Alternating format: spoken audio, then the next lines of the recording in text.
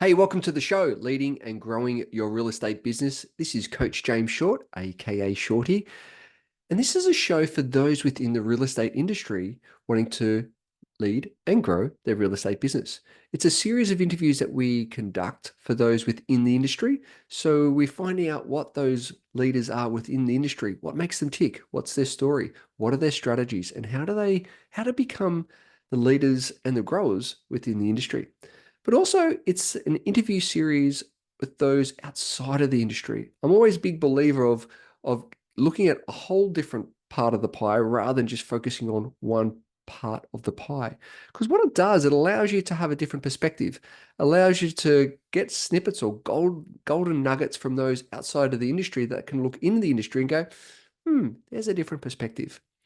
And so I encourage you to reach out to the guests. I encourage you to lean into these series to find out how can these pieces of information, experiences, stories help you lead and grow your real estate business. Welcome back to another edition. And I am excited to get this next guest on this show because she is a wealth of knowledge.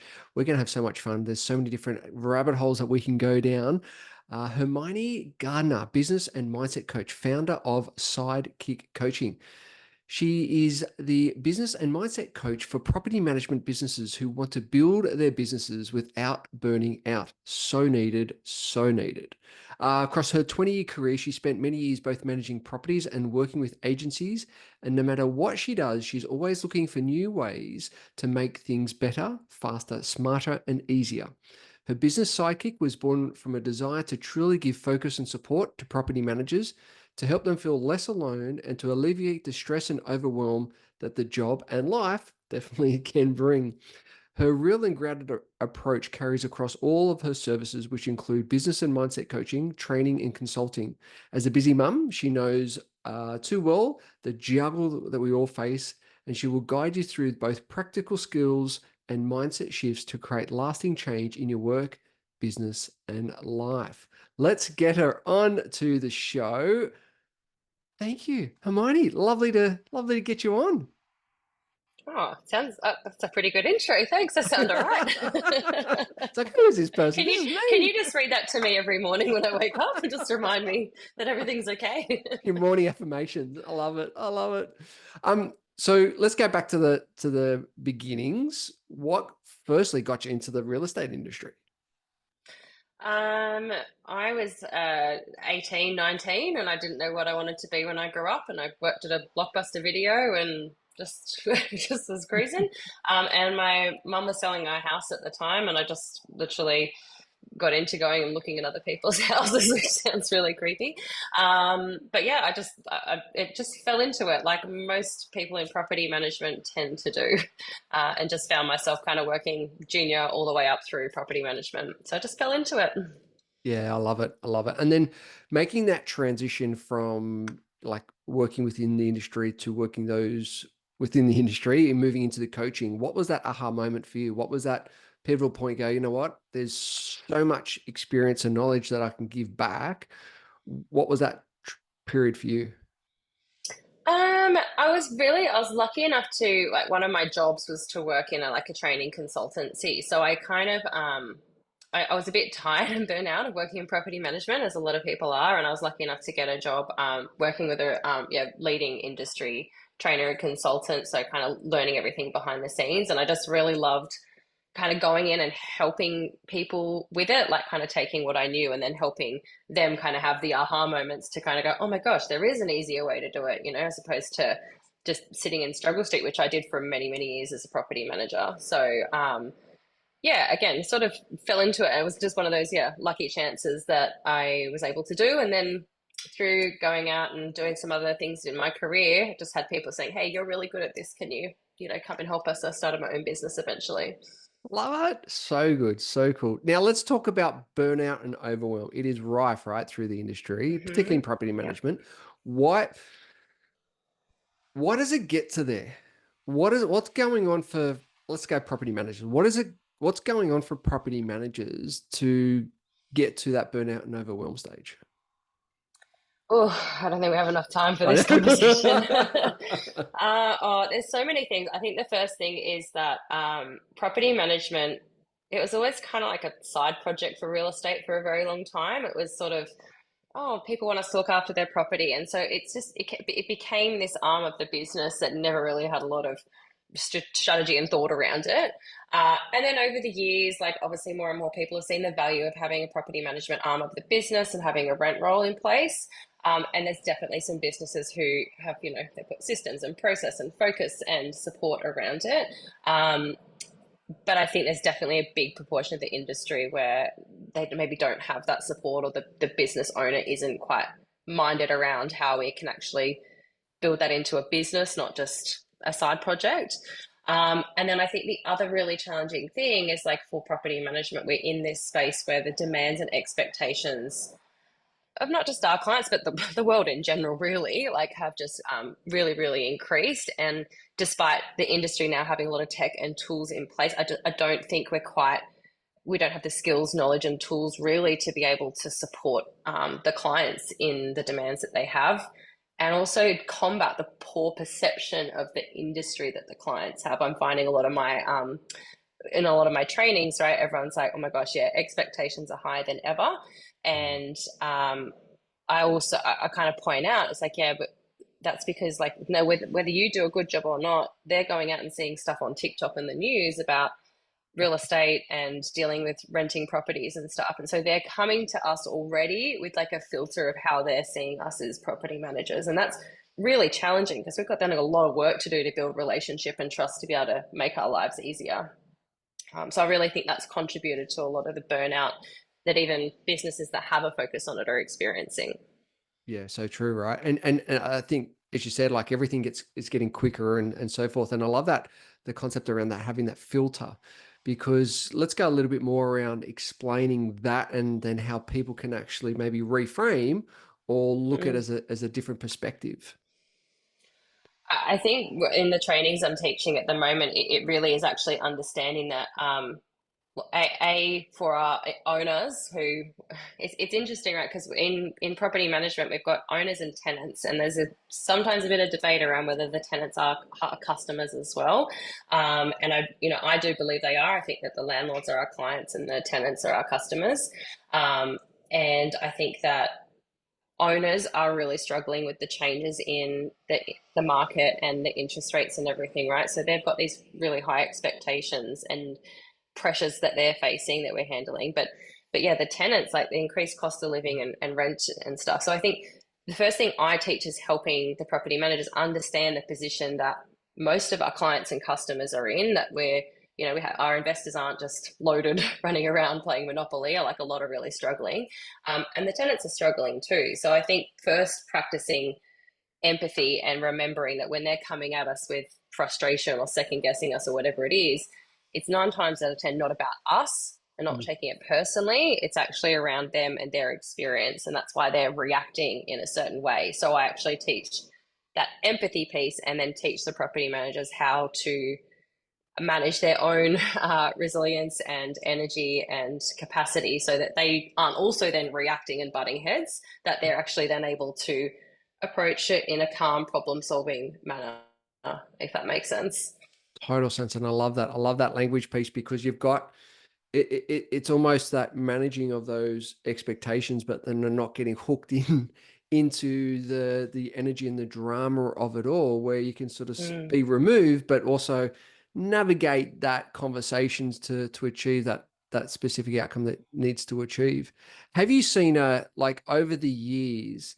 I mean, you mentioned a little bit before, but what other big challenges and trends have you seen change within the property managers and what they're dealing with? You mentioned about the expectations and so forth, but is there Mm. anything else that you've seen some changes that property managers are trying to juggle?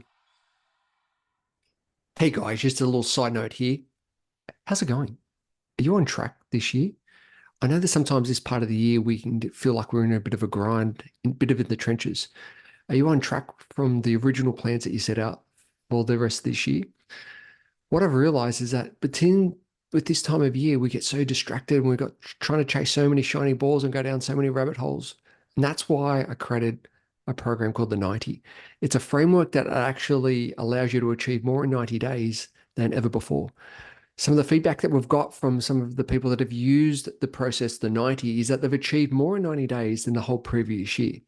So if you'd like to have the tools, have the techniques, have the framework on the 90, so you and your team can achieve more in 90 days than ever before. What it does, and it impacts you of how to get clear, what you need to do, and who you need to be to show up in order to achieve the things you want to achieve over the next 90 days. Simply head over to jamesshort.com.au, click on join the waitlist, fill in your details, and one of the team members will be in touch and take you through the 90 framework. On with the show. Well, I think it's who they need to be able to Mm. manage property. I mean, when I started, it was literally like, cool, like inspect the property, do a report, like put a repair request in, like I think, and despite me not having sat in that property manager seat for many years now, like because I'm in and out of offices all day, every day, coaching, consulting, and training them, I can see that like the problems and challenges that they have to deal with, like we're just not taught. Like you go and get your license, you're not taught how to deal with that. So, we're dealing with needing to give people advice around their investment portfolio. We're being a psychologist half the time, dealing with their problems. We're having to deal with some really complex maintenance and compliance issues that we're just not qualified and the expert in. And I do believe that it is becoming a really specialized profession, but it's not a university degree. It's not, a particular set of skills that you need to develop to be then managing millions of dollars on behalf of, an owner. And I didn't realize when I was at the time, when I was a young 20-something-year-old property manager, I thought I knew it all. But like now I can see this big gap around like, wow, we really, to be able to give the best advice and effectively manage that portfolio, like I do believe there's a big kind of skill set in that we kind of need to develop in property management. I couldn't agree with you more because there are so many, as you said, there's so many roles, so many hats that, property managers are playing, Mm. but you don't get that, you don't get that education or soft skills training or communication training or No, personal development training when you're going through your certificate. It's like, cool, there's your computer, there's your login details. Good luck. See ya. Particularly 100%. if the principles are more focused on the selling principle, then it's just like you sort of you're left to your own devices. Mm. Where do you see it going? Like I mean, crystal ball, based on where you've come from, based on what you're doing, and based on where you're going, where do you see the industry heading in relations to property management and their direction? Oh, where do I see it versus where would I like to see it Both. going? Let's do both, right? Let's do I both. think I think it's going to get harder. Like I don't think these expectations are going anywhere. Mm. I don't think the pressures and challenges are going anywhere. I think that property managers are really going to need to become this like this people focused, customer service focused client manager type role. Well, when that tech comes in to really support, we're in this funny place where tech's come in, saving a little bit of time, but it hasn't quite got us up to speed across everything. Um, Bigger picture. It's funny when I remember because I did a diploma of property at TAFE when I was like, I don't know, 19 and I remember I had one of my teachers said to me, um, get big, get niche, or get out. And I didn't really understand it at the time. I just thought, oh, these teachers think they know it all. But it's funny, like the longer I'm in the industry, right? I do think there's some big operators that will get bigger. Like they're buying up rent rolls at the moment. They're getting big because they've got the process right. They've got the systems. They've got the approach right. And then I'm seeing this new wave of like real niche property management agencies where it might be, a mum like myself managing a couple of hundred properties with a very small team, offering a very boutique service. And I'm seeing this gap in the middle where maybe they haven't really got a focus on property management. Maybe it's just there. And their numbers are dwindling because they're not replacing the stock of the owners moving back in and selling. They're really struggling now to get fee over and above their competition. And so, yeah, I can kind of see this separation where the big are getting bigger and the smaller the big and the small will thrive. But I think if you're in the middle without any real strategy or action or focus, then you're either going to dwindle away or get eaten up by the big guys, which sounds depressing, but I Very think it's true. just the reality of what's happening there. Yeah, very true. So you're a mum. Majority of property managers are female. A lot of them are mums as well. Um, Mm. what's what are some of the advice, strategies, tools, skills that you share with property managers who are mums who are trying to juggle it all? Yeah, it's I took stock the other day. It's actually funny. A lot of my business owners that I work with are also like mums with kids. I must put out that kind of messaging, but The vibe. um, oh, I don't know. There's so much in it, right? And I don't have it Mm. all figured out. Like some weeks I'm thriving, and then some weeks I'm crying after I drop the kids off in the morning because it's so hard and challenging to juggle it all. Um, I just think that, the advice I usually give is be as organized as you can be. Like I think instead of being in reactive headless chicken mode, there's always something you can do to um, organize things, plan things, delegate things, outsource things, both not just within your business, but also in your home life as well. Like don't be afraid to get a cleaner to come in. Don't be afraid to ask for help. Like you can't do it all on your own if you're going to try and grow the business that you want to grow. But also I think just to recognize like there will be seasons, right? Like I'm in a season of business at the moment, working really long hours and doing a lot, but I know and recognize for myself when I'm kind of at that brink of the burnout for myself in my business, and I have to pull it back and bring in some of those foundational habits that keep me calmer and resilient. And so I think it's like, as well as the business side, I like to teach the business owners to practice that self-awareness for themselves, to know, cool, like I'm in a phase where I can run now. And then I'm in a phase where, okay, maybe my kids need me, there's a lot going on. I need to kind of pull it back and talk, the different strategies that I need to do that, but really starting to recognize that for themselves. Because, I always say, like, no one's going to come along and pat you on the back and say, okay, time to take a break now. Like, that's on us to really get self aware around that. I love that piece and so true, so true. Um, I know you're a fellow NLPer. Yeah. What made you go and study neuro-linguistic programming? Um, I wanted to develop my coaching skills. And like I knew kind of like how to help people and train, and I thought I was a coach, but I think I realized especially through doing that program, that it's not me that often needs to give all the answers. It's like how to help someone else kind of come to the awareness and the answers and get through their own blockages and things. Like a lot of the time in business, it's like, oh, I need to do this, but there's actually other things around it. And so I realized I needed more tools around that. And yeah, NLP was one of the coaching programs that I've gone and done over the years that has really definitely shifted the way I coach and help people 110%. I used to spend probably, a full hour of a Zoom session just talking at the person. And now it's a lot more question based. I even had someone say to me, give feedback the other day. It's like, you're not giving me all the answers. I'm like, Oh, I love it. what's the leader horse to water quote? Right? Like I don't want people to be reliant on Yep. me to, like great for business, sure, but like I want to be able to like empower people to, help themselves as well, so that if it's, not within our session, they can actually process through it. And I now notice like my clients will sometimes now come to a session and they'll have like sorted through the problems in their head, and like we're able to kind of really then work on some different stuff because they've kind of applied some of the questioning that I would usually ask them.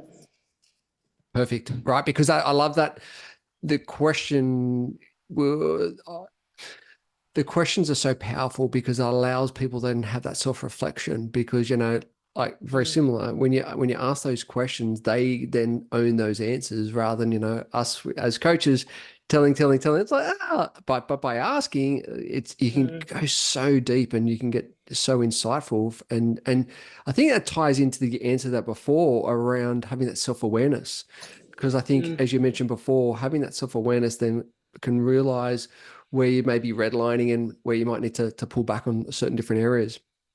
Um, Oh, for sure. we have on our show a 60-second quiz to find out a little bit more about our guests. Are you willing to play? Sure. I do get competitive with games, but I think this one will be okay. This is okay. This is only against yourself, so totally fine. All right, cool. Here we go. Favorite movie? Ooh, Inception. Cool. Favorite food? Oh, anything Mexican. I'm the margarita queen. Okay, cool. What's your favorite holiday destination?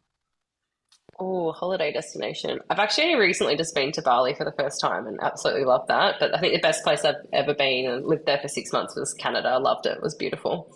What did you love about Bali?